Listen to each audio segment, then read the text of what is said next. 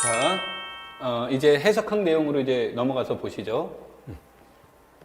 해석학은 대체로 이 문제는 실수계를 중심으로 이제 이루어지게 되는데, 이때 실수계라고 얘기하는 이 시스템 안에는 우리가 이제 세 가지 구조를 지니고 있다는 겁니다. 그래서 대수적 구조, 체에 대한 구조가 있고, 그 다음에 순서 구조, 그 다음에 위상적 구조, 세 가지 구조를 지니고 있고, 이 세 가지 구조 속에서 이제 우리가 중요하게 이용되는 것 중에 하나는 그 완비성 공리하고, 그 다음에 조밀성의 원리, 이런 것들을 이제 배경 삼아서 문제를 다루고 있는 겁니다. 자, 그렇다면 이제 이런 내용들 중에서 수열에 대한 수렴성에 대한 것을 이루어지는데, 우리가 이제 고등학교하고 가장 다른 것은, 고등학교는 이것을 구하는, 값을 구하는 데 있다면, 이것은 수렴을 판정하는 판정법에 초점이 두는 거예요. 판정법에 초점이 두는데,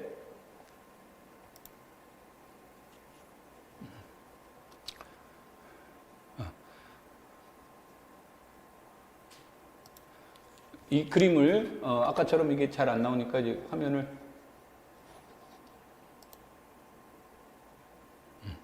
해석학에서는 이제 이런 문제는 이제 실수계에서 수열의 수렴성에 판정법에 초점을 줍니다. 판정법에 초점을 두게 되는데, 이 판정법에서는 이제 우리가 얘기되는 여러 가지들이 있죠. 대표적으로 이제 그 수열에 대한 바이르슈트라스에 대한 그 내용, 그래서 바이르슈트라스에 대한 내용, 즉 그 입실론 n에 대한 문제를 가지고 수열에 대한 판정법을 정의해 주는 방법이 있고, 그 다음에 또 하나는 이제 코시열을 이용하는 방법이 있겠죠. 그 다음에 부분 수열을 이용하는 방법이 있을 것이고, 그 다음에 상극한과 하극한을 이용하는 방법이 있고요. 그 다음에 그것에 대한 내용에서 단조 수열일 때는 증가 수열이고 유계냐, 감소 수열이고 유계냐를 가지고 판정하는 방법이 있을 수 있고, 때에 따라서는 급수를 이용해서 판정하는 방법도 있습니다. 그래서 여기에서는 판정법에 대한 내용들을 이제 기본적인 원리로 잡아줘요. 그래서 이 문제들이 나온다면 여기에서는 이제 이 판정법의 문제니까 수렴하느냐 발산하느냐를 물어보는 것은 이제 기입형으로서는 어울리지 않죠. 그래서 서술형의 문제로 얘기가 되고, 이것을 이용하는 데는 이제 수학적 기납법의 원리도 중요하지만, 중요한 것은 어떤 판정법을 이용해서 문제를 다룰 것이냐, 어떤 판정법이냐를 물어보는 것이 여기에 초점이 됩니다. 그래서 수열의 수렴성을 얘기를 할 때 증명하는 것도 중요할 수 있지만, 그보다 더 중요한 거는 이와 같은 수열은 어떤 판정법을 이용하는 게 가장 효과적인지, 이런 것들을 염두에 두면서 여러분들이 공부하시면 공부하는 데 도움이 되고요. 그 다음에 이제 급수의 문제가 주어지면 급수의 합의 문제는 거꾸로 본다면 수열의 문제가 됩니다. 그래서 급수 문제와 수열의 문제는 이제 상당히 이제 유사성을 지니고 있는데, 이때 이 급수의 문제는 서술형에서는 어울리지는 않습니다만, 이 급수의 문제는 여러 군데서 활용이 됩니다. 그래서 여러 군데서 직간접적으로 활용이 되기 때문에 이것 자체가 시험에 안 나온다 하더라도 여러분들이 반드시 알고 계셔야 되고요. 그 다음에 해석학에서 이제 핵심적인 이론은 바로 극한의 문제죠.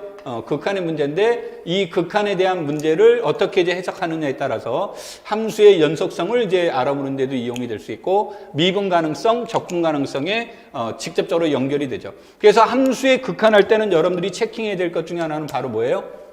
직접 점에 대한 그것을 배경으로 문제를 다룬다는 거죠. 그래서 이런 것들을 배경으로 우리가 이제 입실론 델타법을 이용을 해서 함수의 극한을 알아보는데, 이것도 이제 고등학교에서는 극한 값을 구하는 게 목적이 된다면, 이것은 그것을 하는 것을 분석하는데, 해석학이라는 것은 뭐 재해석하면 분석이 되겠죠. 분석하는데 초점을 줍니다. 자, 그래서 이거를 기초로 해서 우리가 이제 다뤄야 될 내용들을 다시 여기서 조금 더 살펴보도록 하겠습니다.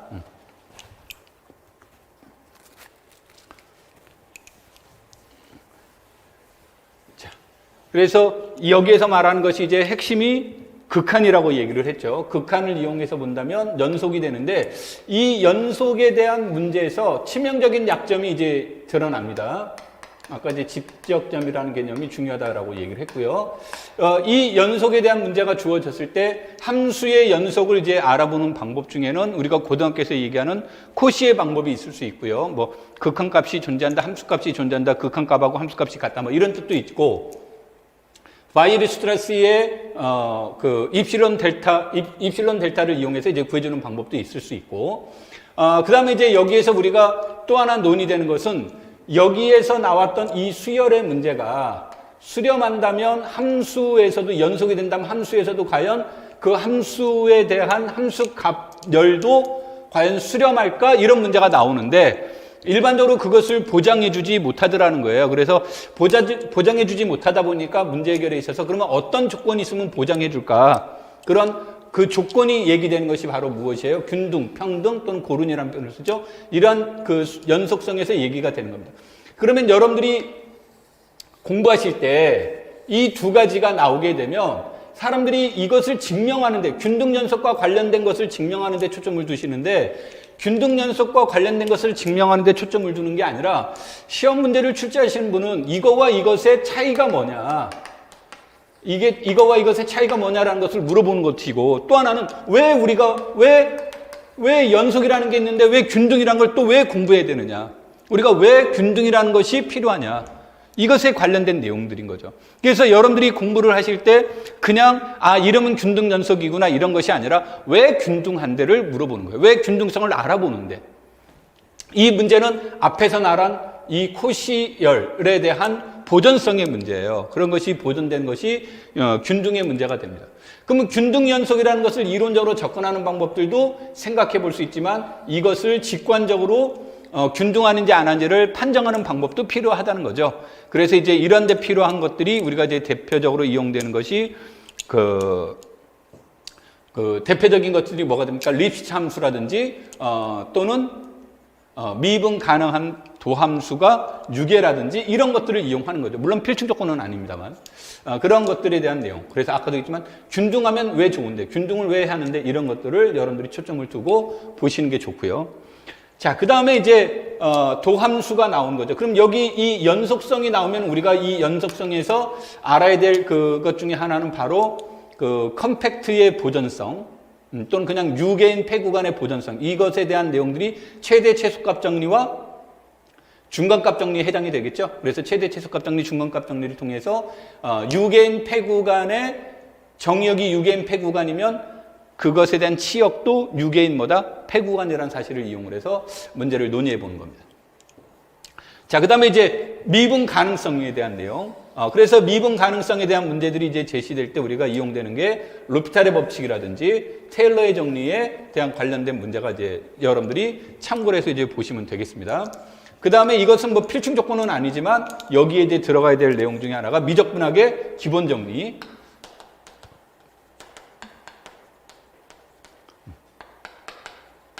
기본 정리 등이 이제 여기에서 중요한 이슈가 되는데, 과거의 시험에서는 적분 가능성을 이렇게 많이 이제 물어보는 문제가 나왔습니다. 근데 적분 가능성에 대한 문제를 많이 물어봤는데, 여기서는 우리가 이제 적분 가능하려면 근본적으로 두 가지가 전제되어 있는 거죠. 두 가지가 전제되어 있다는 얘기는 첫 번째로는 정역이 유개인 폐구간이어야 된다는 것이 첫 번째고, 두 번째로는 함수값이 유계라는 거죠. 즉 유계인 폐구간 AB에서 유계인 함수 F에 대하여 이것이 과연 적분 가능한지 불가능한지를 알아보는 게 적분 가능성이라고 물어본다면 이 두 가지 중에 하나, 즉 정역이 유계인 폐구간이 아닐 때 또는 함수가 유계가 아닐 때 그럼 그때는 적분을 어떻게 할래? 라는 문제가 나올 수 있겠죠. 그런 것에 관련된 문제가 바로 뭐예요? 이상적분의 문제가 되는 겁니다. 그래서 이 둘에 대한 내용이 나오는 건데, 우리가 이 문제에서 이상적분 문제가 나오면 이상적분의 값을 구하시오라는 문제가 나오면 미적분학 문제라고 보시면 되는 거고요. 이게 이상적분 가능성을 물어보는 문제가 나온다면 이런 문제들은 해석하기 문제라고 보면 됩니다. 그래서 이상적분 가능성이란 문제가 물어본다면 이런 문제들은 실질적으로 이상적분이 그냥 우리가 알고 있는 부정적분을 구하는 것 또는 원시함수를 구하는 게 거의 불가능하다고 보시면 돼요. 그런 문제를 내는 겁니다. 그럼 그러한 것들은 이상적분 가능성을 그러면 어떻게 해체해 나갈 것이냐라는 문제가 되겠죠. 그래서 이것을 이용할 때 급수를 활용해서 구해주는 문제도 있을 수 있는 거고요. 그 다음에 이제 이게 함수값이 항상 양수라는 게 보장이 된다면 비교 판정법이나 또는 극한 비교 판정법을 이용하는 문제들도 이제 논의가 될 수 있겠죠. 그래서 여기서는 판정법에 초점을 두는 겁니다. 어떤 판정법을 이용할 것인가. 이런 것들이 이제 문제가 되는 거고, 이런 내용들을 종합적으로 알아보는 게 함수열, 함수항, 급수의 문제가 주어집니다. 그런데 함수열과 함수항급수의 가장 큰 차이가 뭡니까? 라고 한다면 함수열은 비교적 극한 함수를 구하는 게 상대적으로 덜 어렵다면 함수항급수는 극한 값을 구하는 게 현실적으로 어려워요. 물론 이제 장면처럼 이 x라는 뭐 우리가 이미 알고 있는 매크로니 급수를 이용해서 문제를 구할 수 있는 아이디어가 있긴 하지만 대체로 어렵습니다. 거의 못 구한다고 보면 돼요.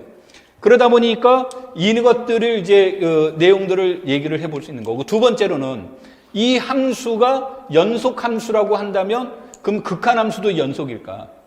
함수가 미분 가능한 함수라면 극한 함수도 미분 가능할까? 함수가 적분 가능하면 극한 함수도 적분 가능할까? 함수가 이상 적분 가능하면 극한 함수도 이상 적분 가능할까? 이런 것에 대한 논의를 이제 해볼 수 있는 거죠.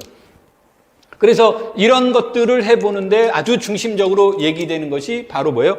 균등수렴성이에요. 균등수렴하면 보존되고 보존됩니다. 물론 얘는 이 둘은 보존되지는 않지만 도함수는 약간의 이제 그것만 조정을 해주면 뭐 이것도 이제 보존성과 연관이 돼요. 자, 그런데 이제 함수열은 비교적 어렵지 않다라고 얘기를 했죠. 균등도 체크하는 것이. 근데 급수도 구하는 게 어려운데 함수항 급수 문제는 굉장히 어렵겠죠. 그래서 여기서 이제 우리가 함수항 급수가 과연 균등하는지를 알아보는 문제, 이런 것들에 대한 판정법의 문제가 여기서도 중요합니다. 그러니까 여기서도 판정법에 대한 문제가 중요한데, 이때 이 판정법이라는 것은 균등한지를 판정해 보는 거죠.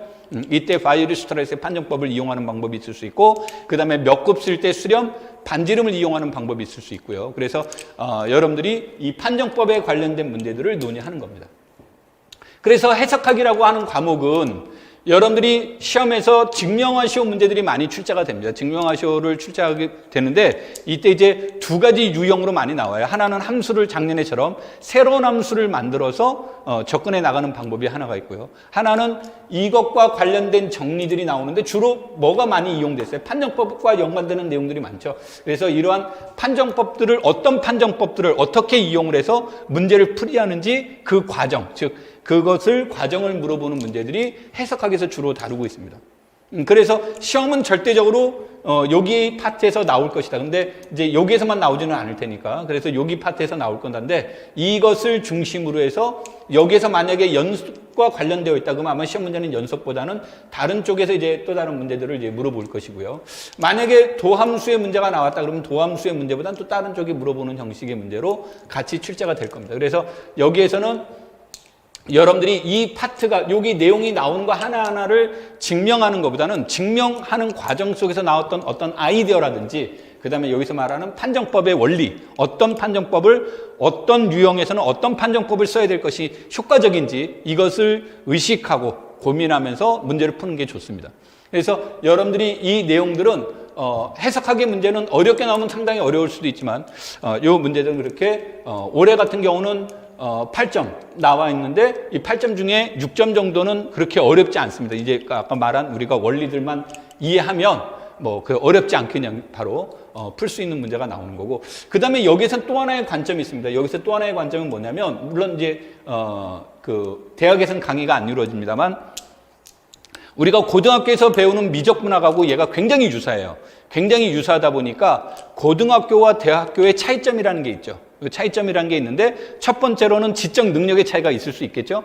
그러면 지적 능력이 다르다 보니까 전달하는 방법도 당연히 뭐가 되겠습니까? 달라질 것이고, 그런 과정에서 나오는 것을 우리가 교과 교육론적 입장에서 본다면 교수학적 변환이라는 것이 일어나게 되죠. 그랬을 때 교수학적 변환이 일어나게 되면 원뜻이 온전하게 보존될 수도 있지만 원뜻이 훼손된 상태에서 보존될 수도 있다는 거죠. 그래서 훼손됐을 때 나타날 수 있는 문제점들은 뭐가 있는지, 이런 것들. 그래서 이쪽 파트는 여러분들이 전공 공부를 하시면서 교과 교육론 내용과 같이 연계시키면서 공부를 한다면 굉장한 도움이 될 거고, 그 다음에 내가 아까 말한 왜 뭐 이런 것들에 대한 문제들은 전부 다 누구의 이론과도 연관될 수 있냐면 사회적 구성주의라든지, 아니면 조금 더 올라간다면 라카토스의 중경험주의, 이것과 연계시켜서 여러분들이 보신다면 공부하는 데 상당한 도움이 될 겁니다.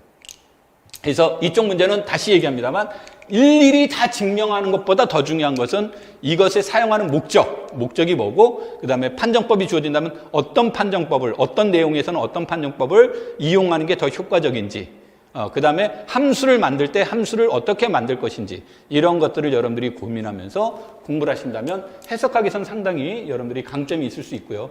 이거 공부하실 때 꼭 유의점은 뭐냐면 미적분학 잘한다고 미적분학에서 공부했던 그 내용들을 잘한다고 해서 이쪽 파트를 잘하는 게 아니에요. 얘는 분석적으로 들어가는 겁니다. 그러니까 여러분들이 미적분학에서 나왔던 것들을 알면 도움은 되는데 그것이 여기에 목적은 아니다. 목적은 아니니까 그와 같은 사고로 해석학을 공부를 하다 보면 폭망하는 수가 있습니다. 그래서 여러분들이 공부하실 때 해석학이라는 것은 어널리시스고 이것을 수학과에서는 해석학이라고 부르지만 어널리시스라는 것은 탁과에서는 전부 다 분석이라고 얘기하는 거죠. 그래서 함수를 분석하고 수를 분석하고 관련성을 분석하고 하는 분석의 문제가 핵심이 되는 거예요. 그러니까 여러분들 공부하실 때 그런 데 초점을 두면서 공부하시면 도움이 될 겁니다.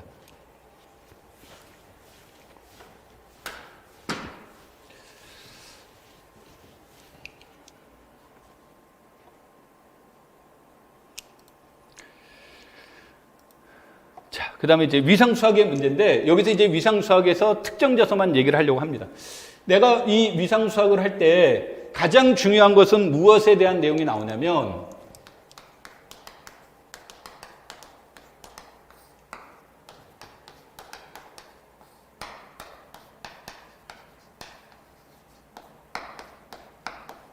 위상에서 가장 중요한 건 오픈셋에 대한 개념을 이해하는 거예요. 그러면 여기에서 나와 있는 어떤 내용이든 간에 시험 문제는 이미 다 출제가 됐고 더 이상 벗어나지를 않습니다. 그럼 여기에서 이 문제가 나온다면 오픈셋을 만드는 방법이에요. 만드는 방법인데 이 만드는 방법이 여러분들이 책을 보시면 책에서 나와 있는 내용들은 어느 책과 유사하게 다 나와요. 그러니까 그것만 가지고 우리가 위상을 볼 수 있습니까? 그럼 위상을 못 봅니다.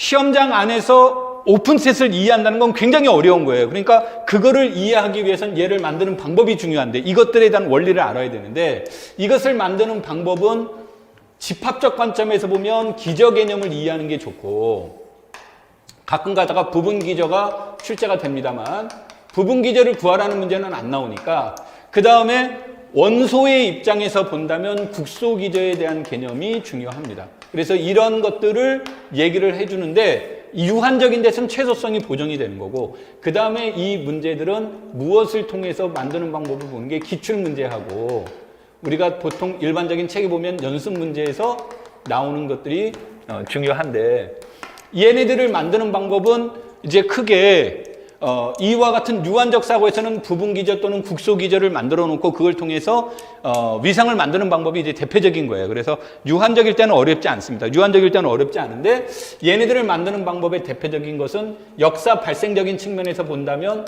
거리 개념을 이용을 해서 만드는 방법이 있고 그 다음에 함수를 이용해서 만드는 방법이 있는데 이것은 정역을 알고 있을 때 공역을 구하는 방법이 있죠. 이것을 이제 우리가 일명 무엇이라고 합니까? 얘네들을 상위상이라고 얘기하는 거고 공역에 대한 위상을 알고 있을 때 정역에서 위상을 만드는 방법이 있는데 이것들은 꼭 어떤 조건이 있냐면 온투 조건에 이들의 공통점은 연속이 되도록 함수가 연속이 되도록 위상을 만드는 거예요. 그런데 얘네들은 연속이 되도록 위상을 만드는데 유일하지 않습니다. 유일하지 않다 보니까 이 경우는 이것에서의 위상 중에 최대, 가장 큰 위상을 만드는 방법인 거고 여기에서는 최소, 가장 작은 위상을 만드는 방법에 초점을 둡니다. 그래서 이런 걸 통해서 위상을 만드는 방법이 하나가 있고요. 그 다음에 이제 또 하나는 무엇에 대한 내용들을 이제 이용하는 방법이 있냐면 이산 위상에 하나의 내용을 추가시키는 거죠. 그래서 이 추가를 통해서 문제를 만드는 방법이에요. 그러면 이때 이 추가되는 원소가 문제 포인트가 되는 거죠. 그래서 여기에서는 이산에다가 새로운 것을 추가하는 방법이 있고 그 다음에 여유한 또는 여가산을 이용해서 위상을 만드는 방법이 있고요. 그 다음에 기존에 있던 위상과 위상을 결합을 통한 이것을 위상과 위상을 통해서 얘네들이 일반적으로 위상이 안 됩니다. 그래서 위상과 위상의 결합을 통해서 이걸 가지고 새로운 기저를 만들어서 위상을 만드는 방법이 있어요. 그 다음에 이제 뭐 이거 말고도 뭐 기타 등등의 여러 가지 방법이 있을 수 있습니다. 그래서 여러분들이 이제 공부하실 때 위상은 이러한 상황별로 만들어진 위상일 때 오픈셋은 어떤 특징을 지니고 있는지를 알아보는 게 위상을 공부하는데 핵심적인 내용이 되는 겁니다. 이 핵심적인 내용을 여러분들이 이해하지 못하면 그냥 위상은 아무리 여러분들이 다른 거 이런 공부해도 전부 다 끝나는 겁니다. 그래서 여러분들이 공부하실 때 귀찮고 짜증나고 귀찮죠. 만들어야 되니까. 만들어진 거 분석하고 하는 형태들이 여러분들이 위상에서 공부해야 될 대표적인 내용들이에요. 이런 것들을 이해하지 못하면 위상에서는 이론 공부를 아무리 잘해도 별로 도움이 안 됩니다. 시험 보실 때. 이론을 물어보는 문제는 거의 없어요. 그래서 위상은 뭐 작년, 재작년 계속 마찬가지입니다. 내가 매년 얘기하는 거 다른 과목에 비해서 이러한 것들을 공부하는데 일반적인 책들은 연습 문제를 본다든지 하는 걸 통해서 이런 것들을 어느 정도 이해하고 공부해 나갈 수가 있는데 위상은 이런 것들을 이해하는데 가장 좋은 모델이 기출문제예요. 그래서 기출문제를 통해서 이런 것들을 만드는 방법, 그 속에서 아이디어를 찾아내 나가는 방법, 이런 것들이 위상에선 가장 중요하고요. 그 다음에 이제 두 번째로는 이런 거를 만들 때 함수가 연속사상이 되도록 하는 거죠. 그래서 연속사상이라 되는 것을 얘기를 하는데 이 연속이라고 하는 것 속에는 보존성의 문제들도 있지만 또 하나는 이 연속이 되도록 연속사상의 개수를 물어보는 문제들도 생각해 볼 수가 있어요. 그래서 여러분들이 이제 이러한 문제를 풀 때 상공간, 컴팩트 공간, 분리 공간, 거리 공간 이런 것들을 이제 다 논의가 이루어지는데 이때 우리가 이제 그 최근에 많이 활용되는 것 중에 하나가 연결성의 문제예요. 연결 공간의 문제인데 비연결 공간에서도 알아볼 수 있기 때문에 이 연결 공간이 아니라면 우리는 무엇이 가장 중요하냐면 연결 성분을 찾는 방법입니다. 그러니까 연결 성분을 이용해서 연속 사상이 개수가 몇 개를 만들 수 있는지 이런 것들도 같이 체크해 보는 거고 그 다음에 클라인이 주장한 것처럼 보존성이 문제가 되는데 그런 것들은 이제 컴팩트는 보존되는지 이런 것들을 하나하나씩 알아보는 문제가 됩니다. 그래서 위상수학은 가장 핵심적인 내용이 위상을 어떻게 만드는지를 이해하고 그 속에서 오픈셋은 어떤 특징이 있는지 오픈셋에 대한 개념을 이해하는 게 핵심 이론이 되는 거고요. 두 번째로는 이러한 것들에 대한 보존성의 문제 또는 연속사상을 구하는 문제, 연속사상의 개수를 구하는 문제 이런 것들의 핵심적인 내용이 되는 거고 그래서 연속사상이라는 것을 알아봐야 된다는 거고 이때 우리가 아주 이 중에 핵심 중에 핵심은 연결성과 연관되어 있다. 그 다음에 컴팩트, 분리공간 이런 것들이 이제 다 일종의 물어보는 거고 그 다음에 상공간은 유일합니다. 함수가 정해져 있으면요. 상함수는 다 유일하고 이런 것들이 이제 주어졌을 때 이런 것들을 가지고 위상을 여러분들 만들려고 하는 거죠. 만들려고 하고 그거로부터 우리가 기본이 되는 내부가 뭐니, 외부가 뭐니, 도집합이 뭐니, 폐포를 구하라, 경계를 구하라, 이런 것들을 이제 물어볼 수는 있는 겁니다. 이런 것들을 물어볼 수 있는데, 핵심적인 내용은 이런 것들이니까, 여러분들이 공부하실 때, 물론, 기본적인 내용을 모르면 못 푸는 거죠. 그러니까 기본적인 내용을 다 풀으시되, 방금 전에 말한, 이러한 내용들을 여러분들이 참고를 해보시고, 위상에서 자꾸 귀찮다고, 누군가가 만들어 놓고, 누군가가 설명해 주는 것에 의해서 여러분들이 쏙쏙 받아들이면 안 돼요. 그럼 위상은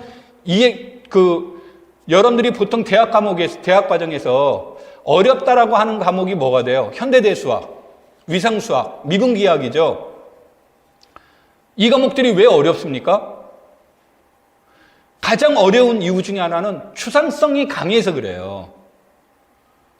그럼 추상성이 강한 것은 손에 잡은 듯 하는데 알아서 손에 잡았나 그런데 보면 나중에 펼쳐보면 없는 거예요. 왜 그러느냐 이런 얘기죠. 그것이 실패하는 요인 중에 하나는 모델화를 못했기 때문에 그런 겁니다. 모델화가 되어져 있으면 추상적인 문제를 해결하는 건 생각보다 쉬워요. 근데 모델화가 안 돼 있으면 굉장히 어려운 겁니다. 과거의 시험 문제는 그냥 이론을 증명하시오라고 나왔다면 요즘 문제는 이론을 증명하시오는 안 나와요. 최근 10년 동안의 문제 한번 살펴보십시오. 기존의 책에 나와 있던 이론을 증명하시오가 몇 문제나 나왔는지 아마 3문제도 안 나왔을 거예요. 그러니까 전부 다 기존에 있던 이론을 해석해야 됩니다. 그냥 해석하는 것 정도에서 아니라 재해석을 해야 됩니다. 그러니까 그런 것들을 문제를 해결해 나가려면 모델화가 되어야 된다는 거죠. 그래서 모데라가 되느냐 안 되느냐의 문제가 핵심적인 거고, 여러분들에서 모데라를 만드는데 아까도 얘기했듯이 이런 것들이 이제 아주 중요한 요소가 돼요. 이런 것이 모데라의 기본 원리예요. 이 원리 벗어나지 않습니다. 그래서 여러분들한테 자꾸 강조하는 것은 모데라를 시키는데 초점을 둬라. 그래야 위상은 6점짜리를 다 받아먹을 수도 있는 거고, 아니면 위상 6점을 다 틀리는 수가 나오는 겁니다. 모데라가 되느냐 안 되느냐가 핵심입니다. 자, 그 다음에 이제 나머지는 이제 간단하게 소개를 하는 형태로 가겠습니다.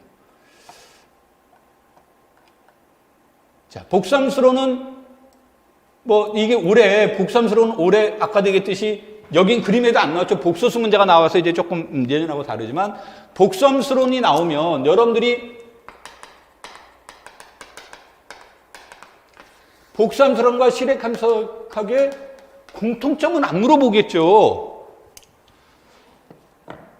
당연히 뭐를 물어보겠습니까? 차이점 중심으로 수업이 이루어지겠죠. 시험 문제도 나오는 것도 마찬가지로. 무엇이 다릅니까? 어떻게 다릅니까? 뜻이 되겠죠. 그래서 여기에서 이제 복서 적분 문제가 나오게 되면 여기에서는 이제 첫 번째로는 뭐가 제일 중요합니까? 여기에서는 선적분에 대한 문제가 중요합니다. 그 다음에 무엇을 이용해서? 특이점.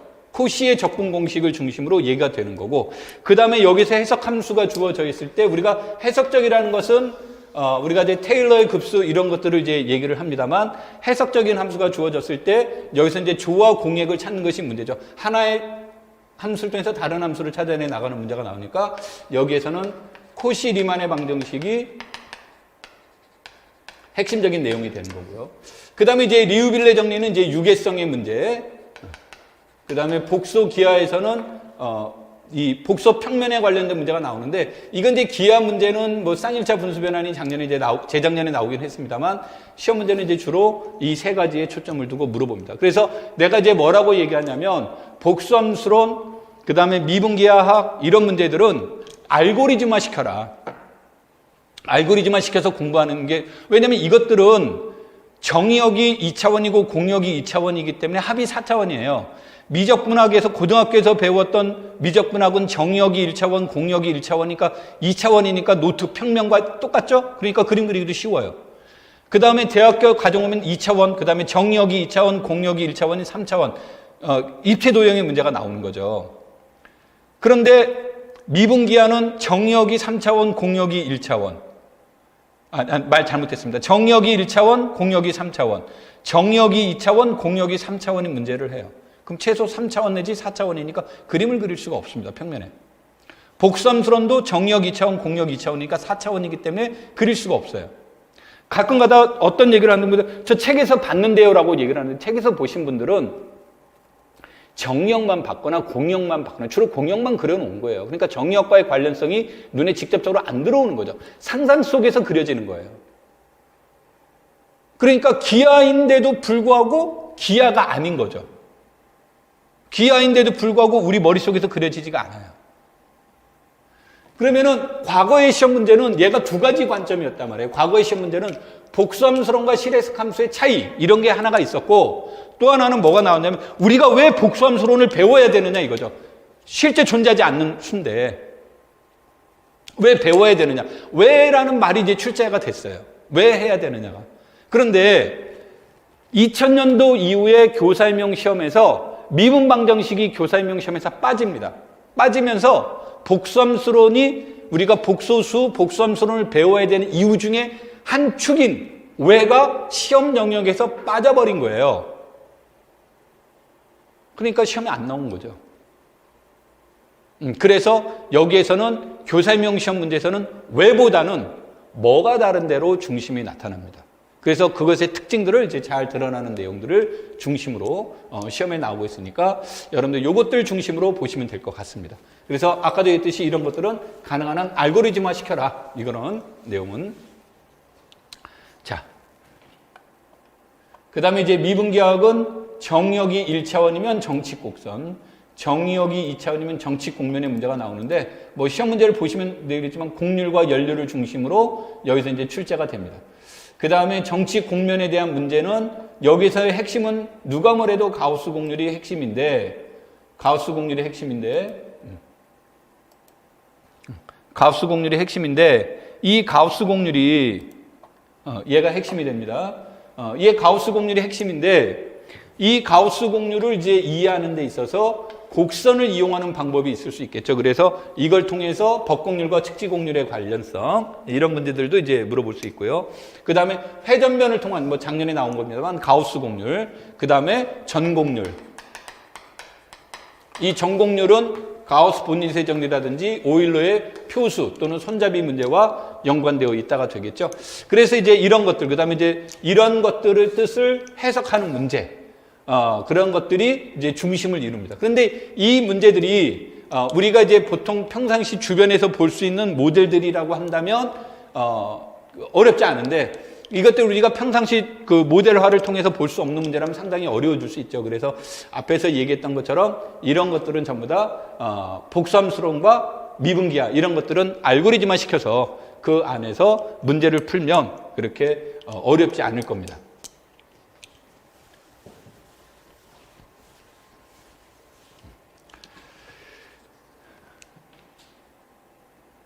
자, 그 다음에 이산수학의 문제요. 이산수학의 문제도, 이산수학의 문제는 무엇에 대한 문제를 연구하는 거냐면, 이산수학은 최적화 문제예요. 그러니까 최적화를 이해하는데, 이 최적화를 이해하는데 세는 방법을 통해서 이해하는 방법이 있을 수 있고, 그 다음에 점화식을 통해서 이해하는 방법이 있을 수 있고, 그래프 이론을 통해서 구해줄 수 있는 방법이 있어요.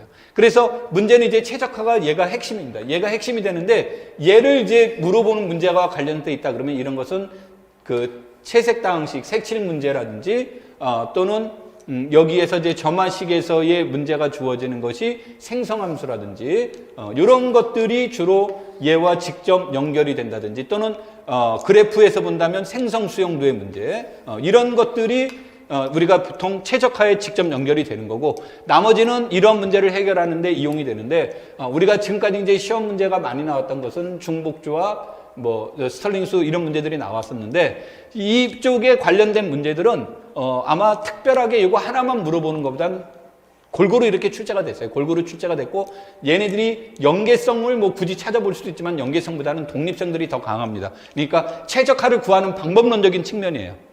그러니까 방법론적인 측면이기 때문에 작년에 이제 4점짜리가 나와서 좀 이색적으로 이제 나오긴 했지만 2점짜리로도 나올 수도 있고요. 또는 이제 뭐 현대대수하고 이렇게 여기에서 본다면 채론과 연관이 된다면 이런 뭐 2점짜리 문제로도 아주 훌륭한 문제로 이렇게 나올 수 있습니다. 그래서 얘네들은 100% 알고리즘이라고 보시면 됩니다. 그러니까 조금 극단적인 표현을 쓰면 암기 과목 뭐 이렇게 이제 보셔도 돼요. 그렇게 보셔도 되기 때문에 얘네들은 이제 이산수학은 쉽게 생각할 수도 있지만 이게 이제 어렵게 생각할 수도 있고요. 그래서 어렵게 형식으로도 나올 수 있습니다. 그래서 여러분들이 이산수학 문제들은 이러한 데다 초점을 두고 보신다면 아마 크게 문제는 되지 않을 것이다. 이렇게 보면 되고요. 자, 그 다음에 이제 확률과 통계를 보시면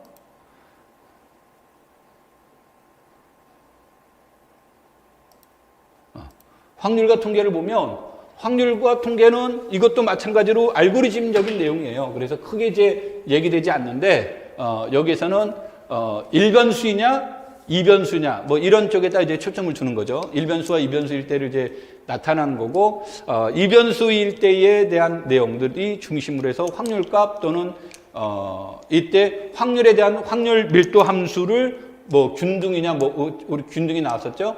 지수냐 또는 뭐 이항분포냐 기하분포냐 뭐 이런 것에 따라 이제 달라질 수 있겠지만, 이변수가 나오면 다변수가 나오면 그때는 이제 우리가 여기서 주변 확률 분포, 주변 확률 기대값, 주변 확률의 기대값, 조건부 기대값, 조건부 분산 뭐 이런 것들, 그 다음에 공분상과 독립성의 문제, 이런 것들을 토대로 출제가 많이 됩니다. 객관식일 때는 뭐 이제 통계적 추정과 가설의 문제가 나오는데, 많이 나오는데, 그래도 뭐 주관식에서 얼마든지 이게 나올 수 있습니다. 왜냐하면, 그 이유를 설명하시오라는 문제가 나올 수도 있는 거니까요. 그래서 이런 것들도 이제 마찬가지로 보는데, 이거는 우리가 고등학교에서는 다루지 않는 문제들이 이제 이런 것들이죠. 그래서 이런 것들이라든지, 그 다음에 이런 것에 관련된 내용들, 이런 것들만 좀 더 추가해서 보는 것이 좋고, 일반적으로 이제 뭐가 시간이 난다면, 대학 과정을 보는 것도 좋지만 오히려 수능과 관련돼 있는 문제들을 한 번쯤 다 풀어봐라. 수능과 관련된 문제집을 한 번 다 풀어보고 그 다음에 그것으로 커버 못하는 내용들을 우리가 대학 과정을 공부하시는 게 오히려 대학 과정을 공부하는 것보다 더 많은 도움이 될 겁니다. 그래서 그런 것들에 초점을 둬서 여러분들이 공부하시면 좋을 것 같습니다. 내가 이제 오늘 이 시간을 가지면서 여러분들에게 작년에는 2017년부터 2019년도, 2021년까지 어떤 문제가 출제가 됐고 어떤 형식이었는지를 이제 물어봤고 분석을 해봤고 그 다음에 이제 우리가 주요 과목을 어떻게 공부하는지 어떤 내용에 초점을 두고 여러분들이 공부해야 되는지를 이제 간략하게 얘기를 했습니다. 그 다음에 이제 아까 말한 유튜브 채널에서 여러분들이 공부하실 때 꼭 유튜브 이행래 카이 전공수학이라는 데가 가서 요거를 하는데 구독 누르시고 좋아요 누르시고 이런 걸 이제 누르시면 됩니다. 그 다음에 이제 이거를 유튜브를 통해서 내가 이제 주제를 정해서 2021년 기출문제를 이렇게 하나씩 해서 10분에서 각 문항마다 10분에서 20분 사이로 이렇게 아마 해설 강의가 들어갈 겁니다. 그래서 그거를 이렇게 꾸준하게 올릴 테니까 여러분들이 주요 관심 있는 내용들을 이제 중심으로 올릴 테니까 참고를 해서 보시고요. 그 다음에 이제 궁금한 게 있으면 여러분들이 이제 질문을 주시면 됩니다. 이 질문은 티치스파이 하셔도 좋고 방문각 임용고시학원에 이제 질문을 하셔도 좋습니다. 그래서 거기에 맞춰서 이제 질문을 하시면 되겠고요. 언제든지 이제 여러분들이 공부하시면서 궁금한 게 있을 수 있고, 특히 저학년 같은 경우도 이제 궁금한 것들이 있을 수 있고, 그러니까 저학년들도 어떻게 임용을 준비하는 좋을지 궁금한 것들이 있으면 꼭 같이 함께 질문을 해주시면 좋겠습니다. 자, 오늘 수업은 여기까지 마치도록 하겠습니다. 감사합니다.